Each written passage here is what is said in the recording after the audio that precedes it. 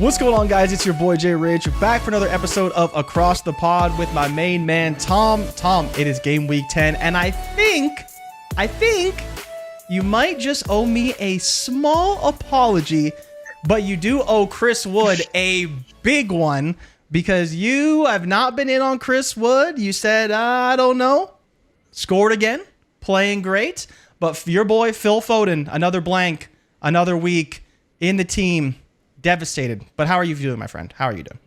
I'm great. I'm loving seeing you again. But I do have to agree with you. 3 very bad calls. I don't know if we've ever had a good call in any of these podcasts. Maybe it's just listen to the absolute rubbish and do the opposite. I did get a lot of messages about Chris Wood, and you absolutely hate to see it again. I'm not convinced by Forest or Chris Wood, but he continues to score and do well. And I think it's one of those where I'm just going to have to suck it up, and I'm not going to buy Chris Wood ever. I refuse to, even if he's on Haaland form. I think he's on like almost double-digit goals already, maybe like 7 or 8, 9 goals already for Forest, which is just absolutely ridiculous. And fair play to anyone that has him. I just don't want to have him anywhere near my team. Foden is just like a big question mark still. Absolutely hate that for my team. I'm looking to maybe pivot back to Son or Saka, unless Arteta just gives us some dodgy news again. But otherwise, all good. I think I'll pass to you to talk through, do like a nice little monologue as you always do, and then we can kind of get into the nitty gritty of it for this week. But I don't think there's many great fixtures there or thereabouts. I think there's a couple to target which we can talk through. Yeah, so let's start with the team itself from this past week. 46 points, really struggled. Eze is kind of the main topic of discussion right now because we did find out today that he's going to be out till international break. So we will have to replace him. Of course, we had Foden in the team. Johnson didn't do a lot. Madison. It was really, really tough for this team, which seemed like it had a lot of promise going in and just fell on its face yet again for us, which is great. But Eze is going to be out to international break, so at least through game week 11 into game week 12, so you're going to want to be replacing him if you have him. Van de Ven is another one for Tottenham, the defender. He is going to be out to international break as well.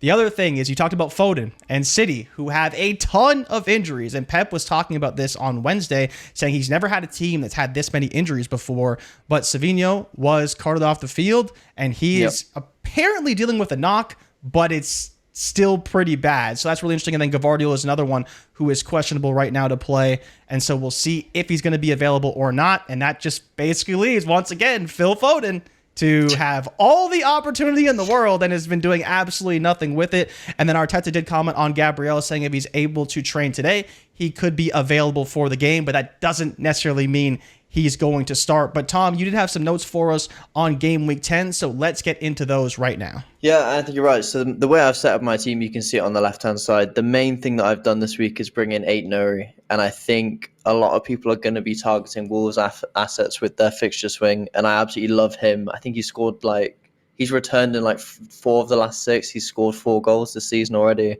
He's attacking down the wing, and I think Wolves have looked a little bit better of late. They've kind of come out the back of a really, really tough fixtures into quite a nice fixture swing for the next. Almost, I think when I was looking at it, I'm going to keep him in my team. I'm happy for the next 8 to 10 game weeks. So I think set and forget, great value at 4.5 million. Goal threat, clean sheet potential for good fixtures. I think that's just a player that everyone should have in their team. The rest of my team's looking a little bit, I think the less we talk about Flecken, the better. We mentioned him earlier. Everyone on Twitter calling him the fraud. He gets save points, but I think Brentford just haven't got the clean sheet potential that they used to defensively. I've actually got Fabianski on my bench, and I know a lot of people will, and he actually played last game week, so I'd be tempted to play him against Forest. But I just know the second I do that Flecken's going to get that clean sheet against Fulham. And I think he's kept 2 clean sheets again in the last 2 games against Fulham. So good record against them, but ready for Raul Jimenez to bag in a hat-trick against them. Lewis, I think, is good news in terms of City still playing well. He played again in the Cup.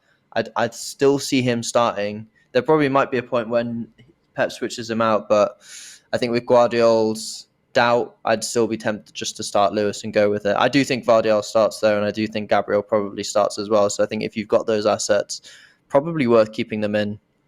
I've got Bednarek at the back just as 4.0 because I'm dealing with a couple of injury issues. So let's see if Southampton can pull out a worldie. I know Everton don't look great either, so maybe there's a potential there. And the midfield looks pretty good. I think this week the main, and you can see on the right-hand side there, the teams to target: Liverpool, City, Everton, Chelsea. I think Palmer's a good asset against Man United. Salah, I'm going with captaining over Haaland. I just think Man City don't look like they're ticking without a De Bruyne figure in there. And I just see Haaland probably should have scored 2 last week, but that's against Southampton at home. Bournemouth away, probably a similar caliber of game, but I just, you can see him getting 1, maybe 2, but just the way they're playing, I'm just more going to chase the upside with Mo Salah, I think, this week against Brighton with how much they're conceding. Yeah, I did want to add on with Rico Lewis because Pep actually did talk about him, and he literally said he's the only player that we can't rest right now. So for the foreseeable future, with Kyle Walker being out and so many other players being injured, he basically said that no matter what, Rico Lewis should be in the team. So if you have him already, I would keep him, and if you don't, I'd consider transferring him in because while there's a lot of guys in that 4.5 to 4.8 range, he's one of those guys who's always going to be available. We like him because he plays up the pitch and kind of plays in that hybrid false back CDM role. And then sometimes he's right next to Haaland on the attack. And then, of course, he still has clean sheet potential if for some reason City's able to keep a clean sheet, which they did this week. But I wouldn't say I'm very confident in that going forward because it feels like they concede almost every single game. But Tom, do you have any other comments here on your team and what you're seeing this week? You kind of have the chart all laid out here. I love the idea of captaining Salah this week. Even for our team, we'll get into it in a minute. I want to captain Haaland, but it just feels like there's better options out there. So, yeah, I think the only other thing to note on that chart on the left is in terms of hot form, you can see Fulham doing really, really well. And I love Jimenez and I love Robinson in defence. They got good form and pretty good fixtures going forward. West Ham are kind of one that are going under the radar. Obviously started really poorly. I wouldn't touch their defence, but I really like Kudus, or probably the main one for me, and you can see on the right-hand side, is Jared Bowen. I think he's on penalties. Saw him score a penalty against Man United. Everything kind of goes through him. He was their main player. And in recent history, FPL-wise, he's always been a great asset at kind of 8 million or above. You can see him getting double-digit hauls, being involved in everything that West Ham do. So I think if West Ham start to tick and their fixtures kind of swing a little bit, I'm kind of looking to a way to bring in Jared Bowen. If Foden's not performing, would I rather have Bowen and 2 million? Probably. So that's kind of where my head's at with Foden and Bowen. The other option I really like in midfield, I mean, we've talked about the defense squad deal on 8-0. I think defense is a no-brainer. You shouldn't really, outside of 8-0, I just think the defense is just not worth it right now to make a transfer. But in the midfield, I really think with Man United getting rid of Ten Hag, you saw how this came out and the players decided to start playing again against Leicester, score 5 goals. Bruno got 2, Garnacho scored, Casemiro got 2. I think Man United will actually start to play a little bit better. It's just always the case when they ditch a manager. And I really like Garnacho and I like Bruno Fernandes as well as a pick, which I know you're a big fan of. I just personally would go for Garnacho at that price point of 6.3 because I think, and for me, I'm starting to have doubts over Rodgers in the team. I think he's great at the price point that he is. Okay. I just think Aston Villa's fixtures and then minutes, he came off after 50 minutes and a 1-pointer. And I know he's got potential to do really well, but would you rather for an extra million have Garnacho who's going to play in a Man United side that looks a little bit more prolific, whereas Villa have got fixture congestion galore and it's going to be a little bit more difficult. So that's kind of what I'm thinking for Man United is definitely assets to target. I think Salah is great this week. If you don't have him, I would try and look a way to get him in. And then the attackers. For me, it was a really tough decision last week, and I know we touched on it, but I ended up going with Raul Jimenez just because I think I already had Mbermo and I didn't want to double up on Brentford. Cunha I like, but I just still don't think Wolves are that great in attacking side. I know they've got the best fixtures of the lot, so long term, I think Cunha is probably a better pick, but I kind of want to go with the form of Fulham. Raul Jimenez looks in great form as well. He's kind of the focal point of their team, so I went for Raul Jimenez, but I think any of those front three there are good options. But I'm keen to see what your watch list is and see if it mirrors mine. Yeah, so let's get into that a little bit because you did bring up Cunha and Raul Jimenez, and then Wisa as well as another one who came back, and we didn't even talk about it on the podcast, but he returned a golden assist in this last game against Ipswich, and considering how much time he's missed, he's looked great overall. I did have Bruno Fernandes on the watch list, and I did want to ask you about Mateus Nunes because while he's not a player that I would normally consider with all the injuries to City, he did get an assist this week. He's going to be playing a lot of minutes probably. He played on, I think, the left and the right at times, depending on the game, and obviously to get the assist to Holland.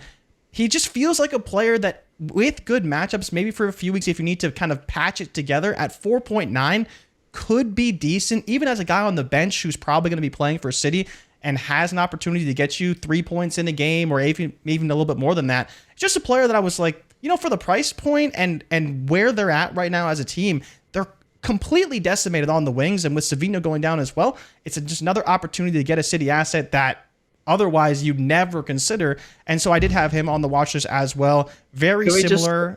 What's up? Can I just stop you there for a second? Can you just scroll down? Was that Darwin Núñez I saw scraping in on that watch list there? I do have Darwin Núñez because, as you can see for the fixtures, it's only a few weeks, but Jota's out for the next month.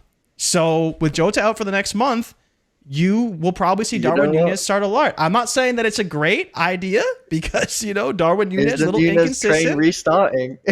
Hey, Tom, look, I'm not a big Núñez guy, but every now and then he'll do something. I'm like, okay, Darwin, you don't start normally. Player, but it is such a fun watch when you own him and you watch him miss 3 or 4 goal chances in a game. It is fantastic. But equally, he can just be really explosive. And I know he got an assist last game.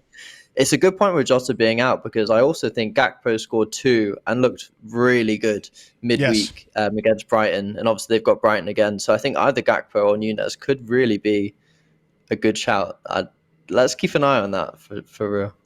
Yeah, and of course I had to have Chris Wood in there, but for right now, we don't know if he's going to be available. We don't know if he's going to be available, so it is important to put that out.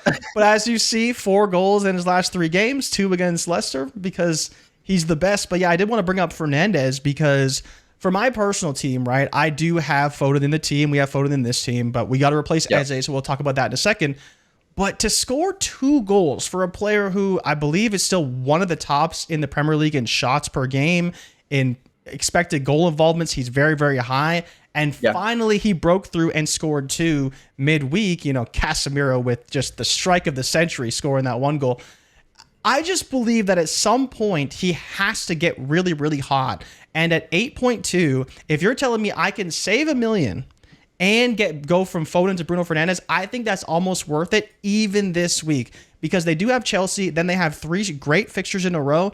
And at which point I'd probably wild card him out, whether it's in game week 12 or 13, probably by 12 because right now the team is very shaky. But I do like even against Chelsea because as good as Chelsea has played at times, they do concede goals as well. And so for this matchup where Ten Hag is finally gone, they're coming off a 5-0 victory in the middle of the week to now play against Chelsea, who's rested all their players, so they'll be a little bit more rested.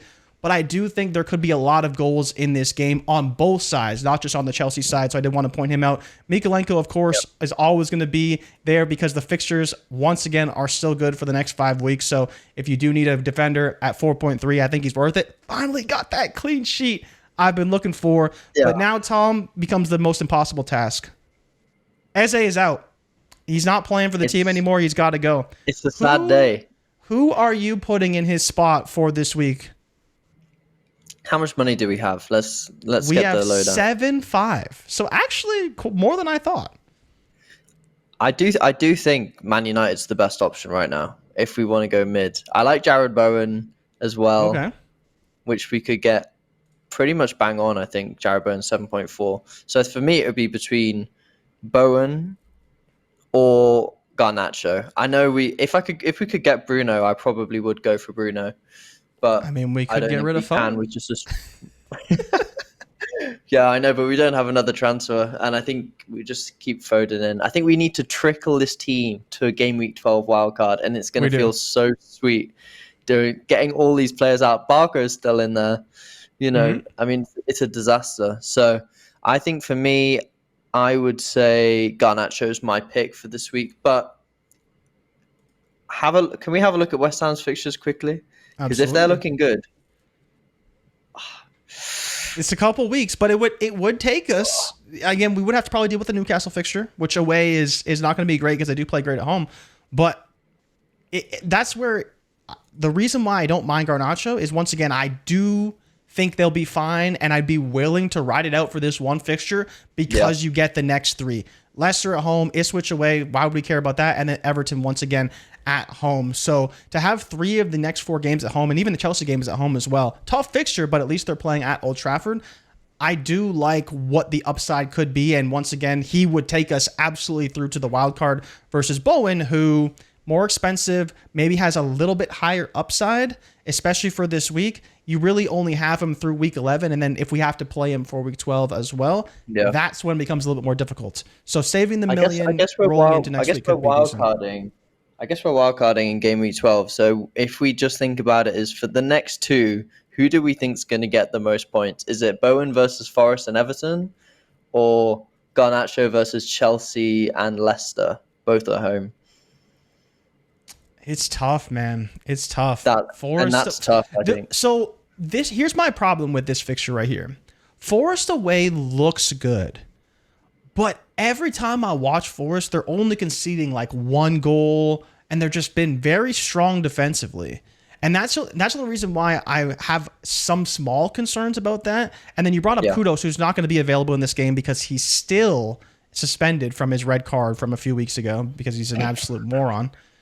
So it's going to be just Bowen. Yeah. And then it's just tough, man. And then you even brought up Fulham. Like, Smith Rowe is another player who I know you're not a big fan of. Iwobi's been playing pretty well as well. I think I would land on Garnacho, though. I still think I would. I still think I want to land on Garnacho over Bowen because we can roll that funds potentially into another player down the line or into next week or something. And I do think Garnacho's going to continue to rise because even through this week, he'll probably go up in price again.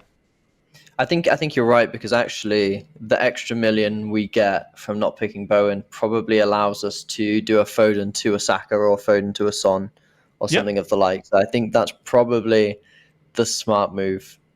Yep. I think that's the move that makes sense, because what you look at the fixture swing, even imagine if he scores this week, he'll be transferred in like crazy because everyone loves Garnacho. They know the upside he possesses for this team. And with those 3 fixtures, even though it's only 3, I think people will be transferring in after this game week. Yeah, and I think the only scary thing about Garnacho, it's not scary necessarily, but maybe the only downside is we don't know when the new manager is going to come in, who's favouring the lineup. Is Rashford going to play on the left instead of Garnacho? So I think he's coming in on the 11th. So it was actually it was announced today, and I believe that he's formally joined the club and coming into the team on November 11th.